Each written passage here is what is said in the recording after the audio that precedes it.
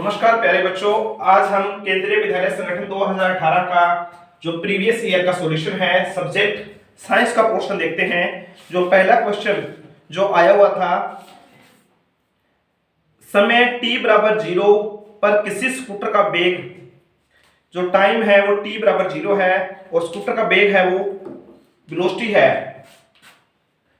Science का पहला question आया हुआ था, सॉल्यूशन देखते हैं। t बराबर है 0, जो वेग है वेलोसिटी है, इनिशियल वेलोसिटी वो 21 मीटर प्रति सेकंड है। इसकी गति 50 सेंटीमीटर स्क्वायर की दर से कम हो रही है। 4 सेकंड के अंतर में वह स्कूटर कितनी दूरी तय करेगा? जो हमारे स्पीड एंड मोशन के चाल और दूरी के जो सूत्र हैं, स्पीड एंड मोशन के हम देखते हैं 3 सूत्र हैं। s = ut + ½ स्क्वायर, पहला जो सूत्र है b = u + at,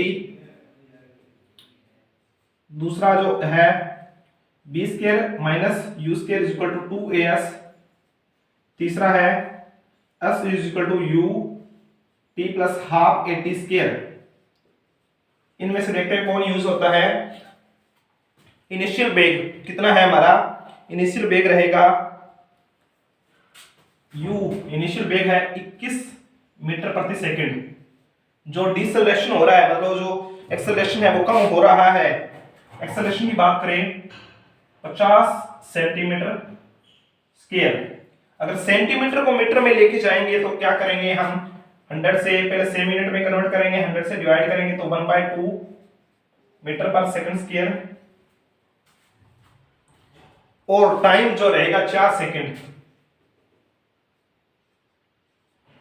अब देखते हैं जो कौन सी इक्वेशन यूज होगी। b = u + at, b नहीं है हमारे पास, दोनों में b नहीं है।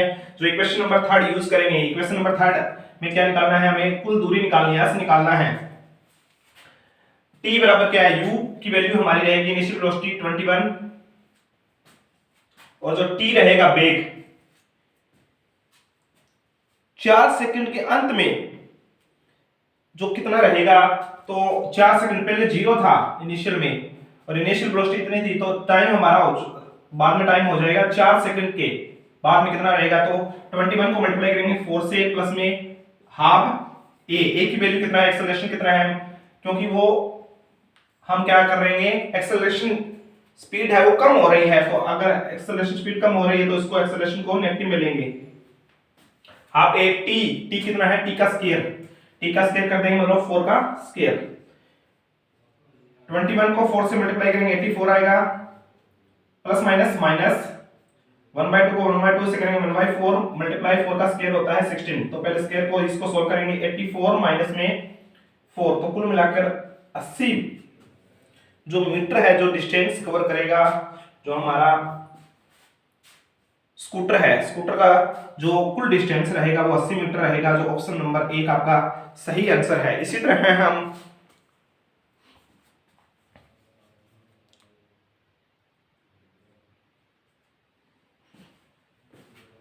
हम देखते हैं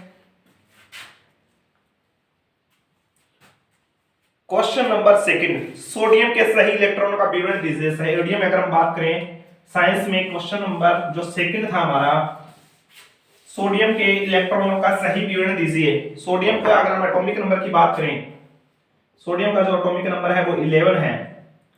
सोडियम का एटॉमिक नंबर 11 है। तो इलेक्ट्रॉनिक कन्फर्मेशन की बात करें 281, क्योंकि पहले सेल में k सेल में कितने आ सकते हैं? 2 इलेक्ट्रॉन आ सकते हैं, k अलम, तो 281। अगर अगली बार संयोजकता भी आ सकती है। वैलेंसी की बात करें तो इसकी वैलेंसी रहेगी +1 रहेगी सोडियम की। तो ऑप्शन नंबर हमारा ए सही रहेगा। सेकंड का भी संतृप्त एसिडिक हाइड्रोकार्बन यौगिक होते हैं जो भी अल्केन श्रेणी से है। अल्केन मतलब जिसमें सिंगल बॉन्ड होते हैं वो होते हैं सैचुरेटेड संतृप्त, और जिनमें डबल और ट्रिपल बॉन्ड होते हैं वो होते हैं अनसैचुरेटेड। तो संतृप्त हाइड्रोकार्बन की अगर हम बात करें तो वो रिलेटेड रहेंगे ब्यूटेन, बेंजीन, साइक्लोहेक्सेन और एथीन। जो ऑप्शन नंबर इसका ए है वो सही रहेगा, ब्यूटेन श्रेणी से, ब्यूटेन। इसी तरह क्वेश्चन नंबर 4 देखते हैं। क्वेश्चन नंबर 4 है, काफी अच्छे लेवल की साइंस आई हुई है 9th और 10th क्लास से। साइंस आई है। कोई पिंड दो क्रमांक समान दूरियों v1 और v2 चालों द्वारा तय करता है, इस पिंड की औसत चाल क्या कीजिए। अगर हम औसत चाल की बात करें, औसत चाल निकालने का जो फार्मूला होता है, कुल तय की गई दूरी, कुल तय दूरी और कुल टाइम, कुल लिया गया समय, कुल लिया गया समय,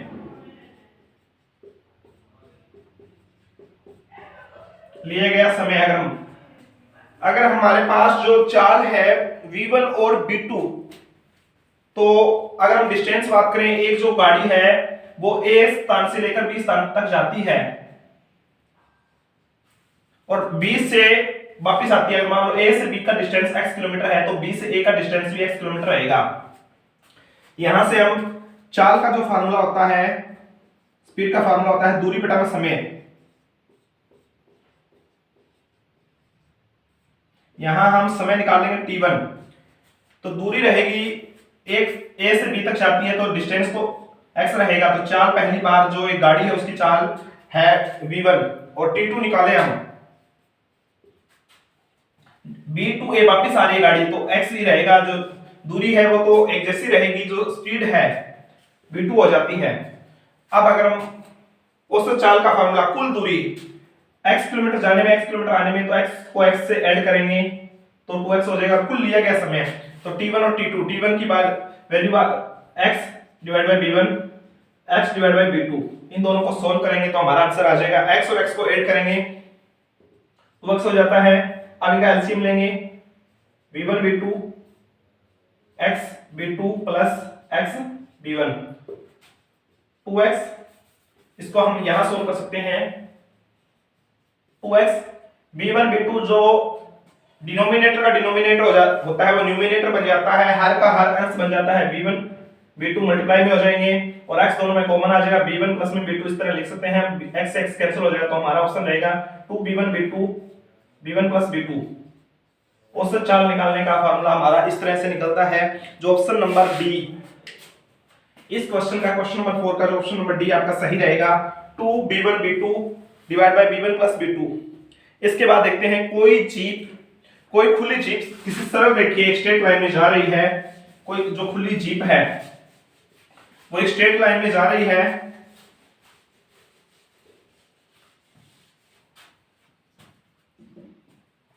कोई खुली जीप किसी सरल रेखीय पथ पर एक समान वेग से गतिमान है, एक जो इसकी स्पीड है वो 81 है। आगे की सीट पर एक बैठा व्यक्ति किसी गेंद को ऊर्ध्वाधर ऊपर उछालता है, कुछ समय पश्चात वह गेंद क्या होगा, उसके हाथ में गिरती है, जीप को पिछली वाली सीट पे गिरती है, जीप की पिछली सीट पर गिरती है, और ऑप्शन नंबर डी जीप के बाहर गिरती है। अगर वेग एक जैसा है तो जो गेंद है वो उसके हाथ पर गिरेगी, जो ऑप्शन नंबर 1 है वो आपका सही रहेगा। क्वेश्चन नंबर 96, जो संवेग संरक्षण का नियम है, 15 मीटर पर सेकंड के 37 वेग से किसी सरल रेखा के अनुदिश गतिमान कोई 40 किलोग्राम द्रव्यमान का पिंड 10 केजी द्रव्यमान के किसी स्थिर लकड़ी के गुटके से टकराकर चिपक जाता है। यदि पृष्ठ चिकना है तो संगठन के पश्चात संयुक्त पिंड की उसी सरल रेखा के अनुदिश किस वेग से गति करेगा, उसकी गति बताना है। तो उसका फार्मूला लिखेंगे, m1 v1 equal to m2 v2। संवेग संरक्षण का नियम है कि जो पहले का जो मास है और वेलोसिटी है, संवेग का फार्मूला होता है, मोमेंटम का फार्मूला होता है मास इनटू वेलोसिटी, और m1 v1 is equal to m2 v2 equal रहेगा। जो पहला जो मास है 15 मीटर प्रति सेकंड के 37 वेग से, जो v1 पहली जो वेलोसिटी है वो रहा है 15 मीटर प्रति सेकंड, एक जो पिंड है उसका m1 मास, जो पहला मास है वो कितना है 40 किलोग्राम का जो मास है, तो m1 की वैल्यू रहेगी 40 केजी। अब वो कह रहा है अनुदिश जा रहा है तो पिंड 10 किलोग्राम की किसी स्थिर लकड़ी के गुटके से टकराकर चिपक जाता है, तो m2 जो मास सेकंड रहेगा 40 + 10 तो 50 केजी हो जाएगा। तो b2 निकालना है हमारे, तो m1 v1 equal to m2 v2। m1 है हमारा 40, v1 है हमारा 15 इक्वल टू m2 जो 50 है, और b2 है वो हमें निकालना है। तो वो किस वेग से जाएगा, अगर हम दोनों को सोल्व करते हैं, 1 0 से 1 0 कैंसिल हो गई, 5 की टेबल 1 पे, 5 की टेबल 3 पे, तो हमारा जो वेग रहेगा, v2 रहेगा, वो 12 मीटर पर सेकंड के रफ्तार से वो जाएगा। तो ऑप्शन नंबर सी है वो आपका करेक्ट रहेगा। ऑप्शन नंबर सी आपका आंसर सही रहेगा। क्वेश्चन नंबर 7, कोई पिंड इस प्रकार गति करता है कि उसके द्वारा चली गई दूरी लिए गए समय के वर्ग के अनुपाती है। इस पिंड की गति के विषय में क्या निष्कर्ष निकाला जाता है? जो ये सम है, क्वेश्चन नंबर जो फर्स्ट हमने फॉर्मूला यूज किया था वो same formula s = ut + half a t square. Question number 7 में अगर हम बात करें, इस समय दिया हुआ s = ut प्लस में हाफ एट स्क्वायर, इस फॉर्मूला का यूज करेंगे हम। ये कह रहा है कोई पिंड इस प्रकार गति करता है कि उसके द्वारा चली गई दूरी समय के वर्ग के अनुपाती है, डायरेक्टली प्रोपोर्शनल है समय के वर्ग के। तो इस पिंड की गति के विषय में आप क्या कह सकते हो? तो इसमें टाइम है, इनिशियल नहीं दे रखा, इनिशियल 0 है, तो s = 0 × t प्लस में जो टाइम है वो अनुपाती है, डायरेक्टली प्रोपोर्शनल है स्क्वायर के वर्ग के। तो अगर हमारा कब रहेगा, अब हमारी बात आती है सिर्फ पिंड का त्वरण के विषय में, एक्सेलरेशन के। पिंड शून्य त्वरण से गतिमान है, शून्य त्वरण है तो डायरेक्टली प्रोपोर्शनल स्क्वायर के नहीं हो सकता, तो शून्य त्वरण नहीं आएगा आपका। ऑप्शन नंबर, पिंड का त्वरण नियत कर दिया जाए, अगर हम इसका त्वरण नियत फिक्स कर देते हैं, कांस्टेंट कर देते हैं, ऑप्शन नंबर सेकंड है, पिंड का त्वरण नियत कर दिया जाए तो वो एक समान गति से या डायरेक्टली प्रोपोर्शनल हो जाएगा स्क्वायर के। तो ऑप्शन नंबर बी, पिंड का त्वरण नियत, पिंड का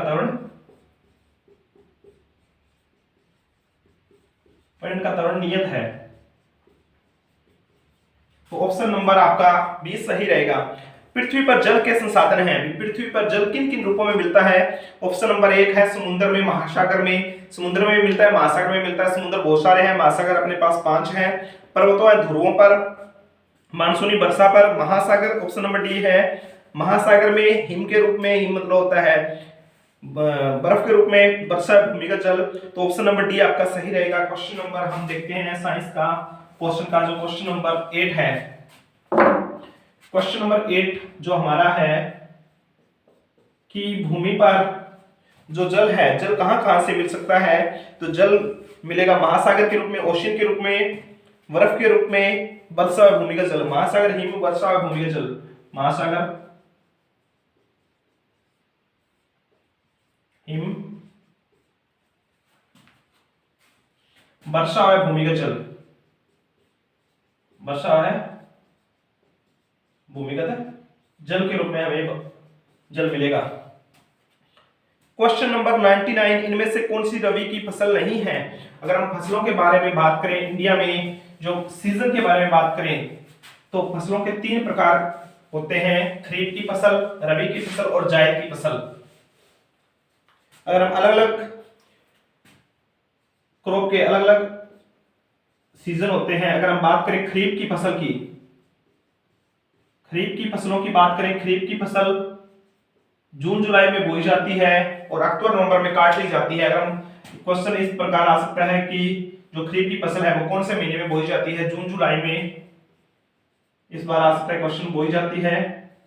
और बोने का समय और हार्वेस्टिंग, काटने का समय कौन सा है? काटने का समय, अगर हम खरीफ के फसल की कटाई की बात करें तो अक्टूबर नवंबर के महीने में खरीफ की फसल को काट लिया जाता है, अक्टूबर नवंबर। इसी तरह रबी की फसल की बात करें,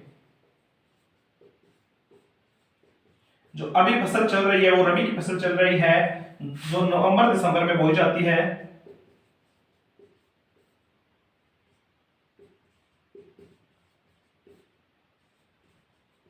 और अप्रैल मई में काट ली जाती है। और इनके बीच में जायद की फसलें, जो कुछ सब्जियां हैं, जायद फसलें कब बोई जाती है? मई जून, अप्रैल मई में बोई जाती है। 2 महीने की होती है ये, अप्रैल मई में और मई जून में काट ली जाती है। तो भारत में आमतौर पर फसलों की 2 ही ऋतुएं मानी जाती है, इनके बीच में इनको गिना नहीं जाता। वैसे जायद की फसलें, जो अगर हम बात करें रबी की फसल जो अभी चल रही है, गेहूं, मटर, सरसों। अगर हम खरीफ की फसलों की बात करें, खरीफ में कपास कह सकते हैं, ग्वार कह सकते हैं, काले चने कह सकते हैं। जो ये फसलें हैं वो हमारी खरीफ की फसलें हैं। तो ऑप्शन नंबर आपका सही रहेगा, ऑप्शन नंबर सी। कौन सी रबी की फसल नहीं है, मतलब वो खरीफ की फसल है, तो ऑप्शन नंबर इसका सी आपका सही रहेगा। नेक्स्ट क्वेश्चन है, कौन सा भोजन तुरंत ऊर्जा देता है? भोजन से हमें क्या क्या मिलता है? भोजन से हमें कार्बोहाइड्रेट, वसा, प्रोटीन, मिनरल्स। इनमें से कौन सा जो भोजन है वो हमें क्विक एनर्जी देता है? जो भोजन हमें क्विक एनर्जी देता है, ऑप्शन नंबर एक है भोजन जिसमें कार्बोहाइड्रेट अधिक हो, भोजन जिसमें वसा अधिक हो, भोजन जिसमें विटामिन अधिक हो। विटामिन हमें बीमारियों से बचाता है, ऊर्जा नहीं देता। विटामिन की खोज भी अलग अलग हम वैज्ञानिक नाम में जानेंगे। इसके बाद भोजन जिसमें प्रोटीन अधिक हो। तो ऑप्शन नंबर एक आपका सही रहेगा। क्विक एनर्जी हमें देता है, तुरंत एनर्जी देने वाला होता है कार्बोहाइड्रेट, और ज्यादा एनर्जी हमें मिलती है फैट से, वसा से। और जो एक्स्ट्रा वसा होता है हमारे भोजन में, हमारे शरीर में किस फॉर्म में रहता है? स्टोर ग्लाइकोजन के रहता है। जो जीव जंतु होते हैं उनमें जो एक्स्ट्रा वसा होती है, एनर्जी, वो किस फॉर्म में स्टोर रहती है? ग्लाइकोजन में। और पौधों में जो एक्स्ट्रा एनर्जी होती है वो स्टार्च की फॉर्म में। इस बार क्वेश्चन आ सकता है, मनुष्य में जो एनर्जी होती है किस फॉर्म में? ग्लूकोज बनता है, ग्लूकोज से ग्लाइकोजन,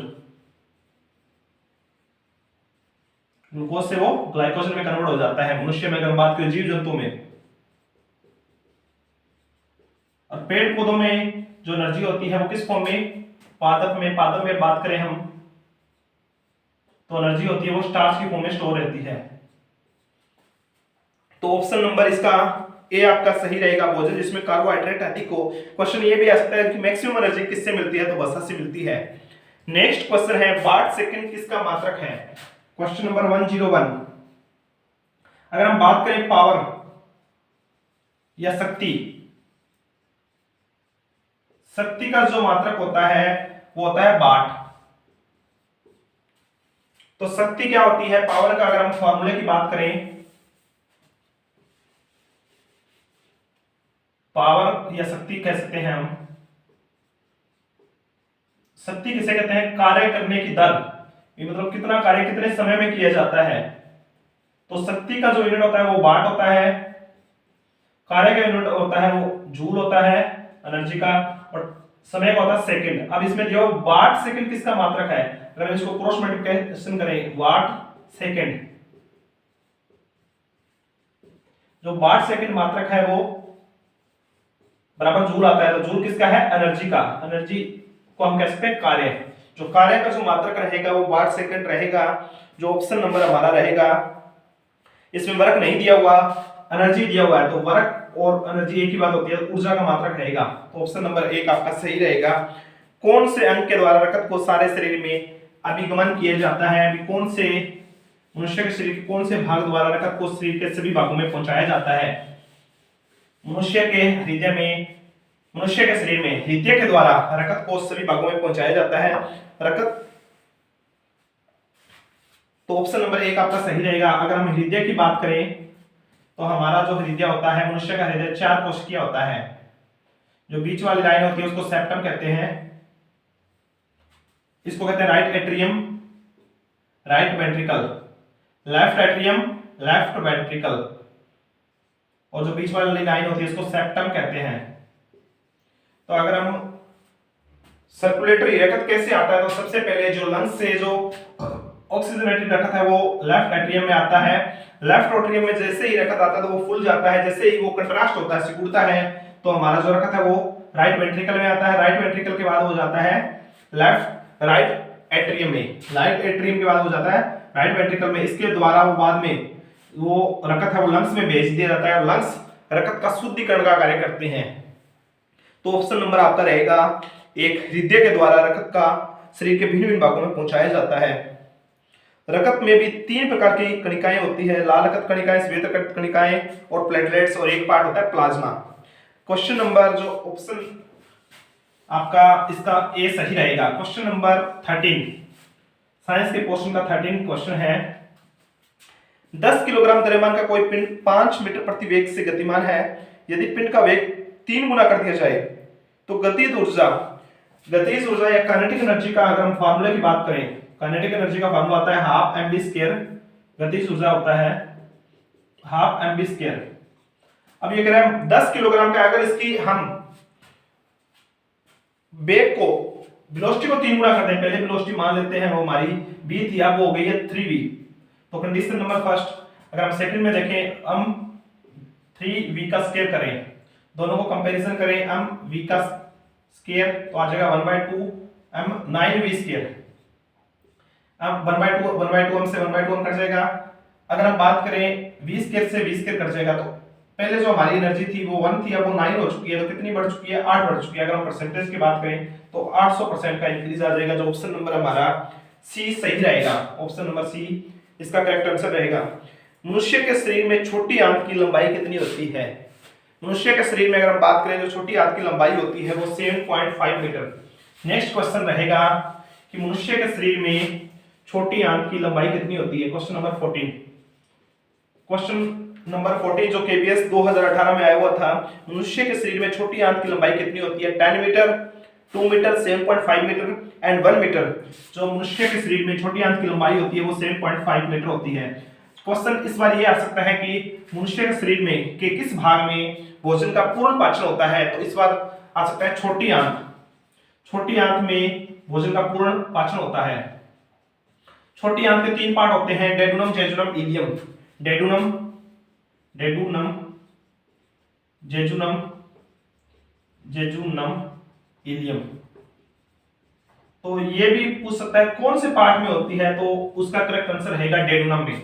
छोटी आंत की लंबाई पिछली बार पूछा, तो छोटी आंत से रिलेटेड ये क्वेश्चन आ सकता है कि पाचन कहां होता है छोटी आंत में। छोटी आंत के भी किस भाग में होता है? डेडुनम पार्ट में होता है। छोटी आंत के 3 भाग होते हैं, डेडुनम, जेजुनम, इलियम। तो सबसे पहले जो हम खाना खाते हैं, वो सबसे पहले जो हमारा खाना होता है पेट मुख्य द्वार खाते हैं, फिर हमारा जो यहाँ क्या होता है, अगर हम पाचन तंत्र को पढ़ने की कोशिश करें, हमारे पास यहाँ श्वास नली और फूड पाइप अलग होती है। एक होती है फूड पाइप और एक होती है विंड पाइप। तो यहाँ एक ढक्कन लगा होता है जिसको एपिग्लोटिस कहते हैं। इसके बाद जो जे आकार का हमारा स्टमक होता है, स्टमक की शेप होती है। फिर इसके बाद जो खाना जाता है वो छोटी आंत में, छोटी आंत से बड़ी आंत में, और फिर सिक्कम कोलोन और रेक्टम, रेक्टम के द्वारा हम फ्रेश होके आते हैं। इसके बाद जो नेक्स्ट क्वेश्चन रहेगा, इसका जो ऑप्शन नंबर सी आपका सही रहेगा। क्वेश्चन नंबर 15, सही कथन को चुन लिए। ईंधन का जलना एक भौतिक परिवर्तन है। ईंधन का जलना एक भौतिक परिवर्तन है। भौतिक परिवर्तन वो होते हैं जिसमें नया पदार्थ नहीं बनता, उसकी अवस्था चेंज होती है। जैसे हमने बर्फ से पानी बनाया, पानी से बर्फ बना लिया, मतलब उसको रिवर्स किया जा सकता है। भौतिक परिवर्तन को रिवर्स किया जा सकता है। ईंधन एक जल गया, लकड़ी जल गई, उससे राख बन गई, राख से दोबारा हम लकड़ी नहीं बना सकते। तो ईंधन का जलना एक रासायनिक परिवर्तन है, तो ये गलत रहेगा। ऑप्शन नंबर बी, मीथेन, जल, सीएफ इत्यादि ग्रीन हाउस गैसें हैं। मीथेन, जल, ये सारी ग्रीन हाउस गैसें नहीं है। क्लोरोफिल जो एक हरित वर्णक है, प्रकाश संश्लेषण के लिए कैटलिस्ट का कार्य करता है। क्लोरोफिल जो एक हरित वर्णक है वो प्रकाश संश्लेषण के लिए कैटलिस्ट का कार्य करता है। ऑप्शन नंबर सी आपका सही रहेगा। क्वेश्चन नंबर 15 का जो ऑप्शन नंबर सी है, क्लोरोफिल जो एक हरित वर्णक है, क्लोरोफिल जो हरित वर्णक है,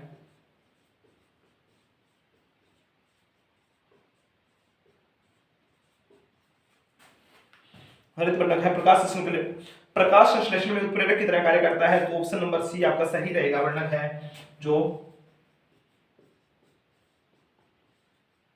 प्रकाश संश्लेषण में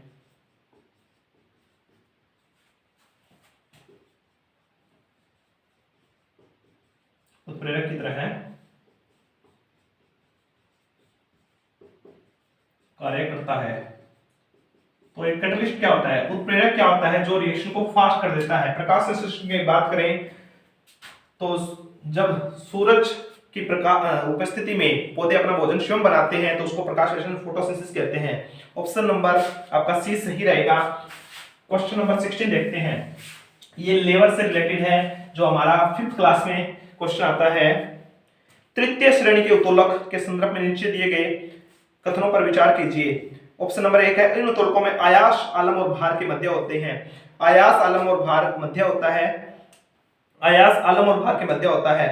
तीसरा है, दूसरा है इस श्रेणी के तोपों का यांत्रिक लाभ 1 से अधिक होता है, यांत्रिक लाभ 1 से अधिक नहीं होता। चिमटी तथा मानव भुजा का हथेली पर भार थामे रखना तृतीय श्रेणी के तोलक के उदाहरण है। चिमटी तथा मानव भुजा का हथेली पर हाथ रखना तृतीय श्रेणी के तोलकों का उदाहरण है। जो ऑप्शन नंबर हमारा डी सही रहेगा, ऑप्शन नंबर ए और सी, डी में लिखा हुआ है ए और सी ऑप्शन आपका सही रहेगा।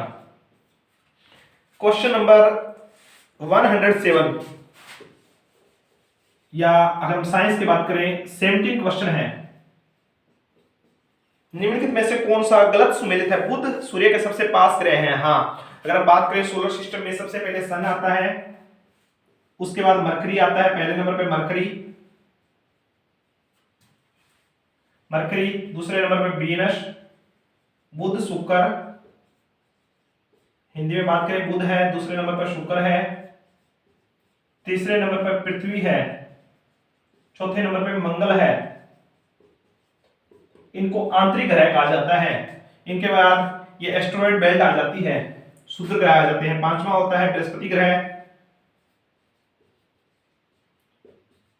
छठा ग्रह होता है शनि ग्रह, सातवां ग्रह होता है अरुण, आठवां होता है वरुण। शनि ग्रह ऐसा होता है जिसके चारों रिंग होती है।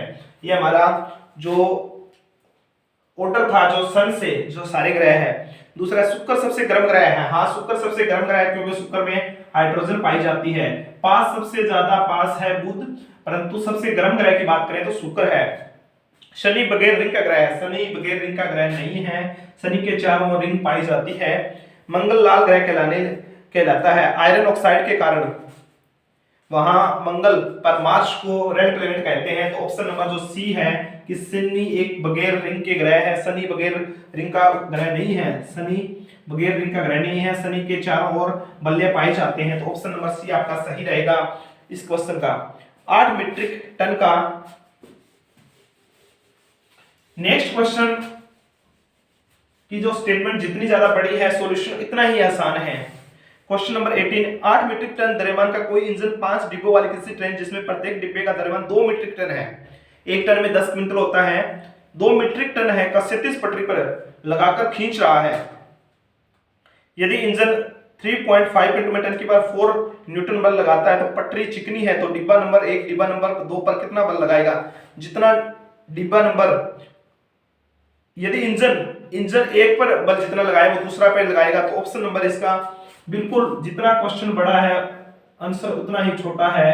तो ऑप्शन नंबर 1 3.5 × 10⁴ जितना बल पहले डिब्बे पे लगाया तो पहला डिब्बा उतना ही बल लगाएगा। 3.5 × 10⁴ न्यूटन बल का जो मात्रक होता है वो न्यूटन होता है, जो सीजीएस में अगर बात करें डाइन होता है। यदि किसी पिंड की गति की दूरी समय चाल को सरल रेखा है परंतु वह समय अक्ष के समांतर नहीं है। यदि किसी पिंड की गति दूरी समय सरल रेखा में है परंतु वह समय अक्ष के समांतर नहीं है, तो वह निष्कर्ष निकाला जा सकता है कि उसकी जो वेग है वो त्वरण शून्यतर रहेगा, जो वेलोसिटी एक्सेलरेशन है वो शून्य रहेगा, त्वरण कांस्टेंट रहेगा, त्वरण वृद्धि करता रहेगा, वेग नियत रहेगा, जो वेलोसिटी है उसको जो नियत रहेगी। जो ऑप्शन नंबर अपना डी 19 क्वेश्चन का जो ऑप्शन नंबर डी है वेग नियत रहेगा, सही रहेगा। जो ऑप्शन नंबर डी है वो वेग शून्यतर गति कर रहा है। तो ऑप्शन नंबर डी आपका सही रहेगा। कौन सा कथन गलत है? क्वेश्चन नंबर 20, ठोस और द्रव को संपीड़ित नहीं किया जा सकता। ठोस और द्रव को संपीड़ित किया जा सकता है, द्रव को संपीड़न किया जा सकता है, जबकि गैस को संपीड़ित किया जा सकता है। द्रव को जैसे ही वेपराइज किया जाता है तो वो संपीड़ित, तो गैस सभी उपलब्ध स्थान को घेर लेती है, गैस उपलब्ध स्थान को नहीं घेरती है, स्थान को घेर लेती है। तो सही रहेगा जितना भी स्थान होता है, जैसे अगरबत्ती की जो सुगंध होती है वो चारों तरफ फैल जाती है। ठोस और द्रव को संपीड़ित नहीं किया जा सकता, जबकि गैस को संपीड़ित किया जा सकता है। द्रव शांतिपूर्वक वाष्पीकृत होकर शीतलता देता है। द्रव हाँ शांतिपूर्वक वाष्पीकृत होता है। ऑप्शन नंबर डी है 0.5 मोल नाइट्रोजन गैस व 0.5 मोल नाइट्रोजन परमाणु के द्रव्यमान का क्रमशः 24 ग्राम 18 ग्राम भार होता है। द्रव्यमान 28 और 14 ग्राम होता है। तो ऑप्शन नंबर डी 28 व 14 ग्राम नहीं होता है। ऑप्शन नंबर डी आपका सही रहेगा। ये जो हमारा मैथ जो 0.5 अगर हम इसका मैथमेटिकल सॉल्यूशन निकालना चाहें तो निकाल सकते हैं। ऑप्शन नंबर बी 0.5 मोल N2। और दिया हुआ है 0.5 नाइट्रोजन का, जो अगर हम आंसर निकालना चाहें तो निकाल सकते हैं। तो ये जो हमारा जो 20 क्वेश्चन का सॉल्यूशन था साइंस से। अगर वीडियो अच्छी लगी है तो चैनल को लाइक शेयर एंड सब्सक्राइब करें, और जो भी सब्जेक्ट है वो आपको सॉल्यूशन मिलते रहेंगे। Thank you.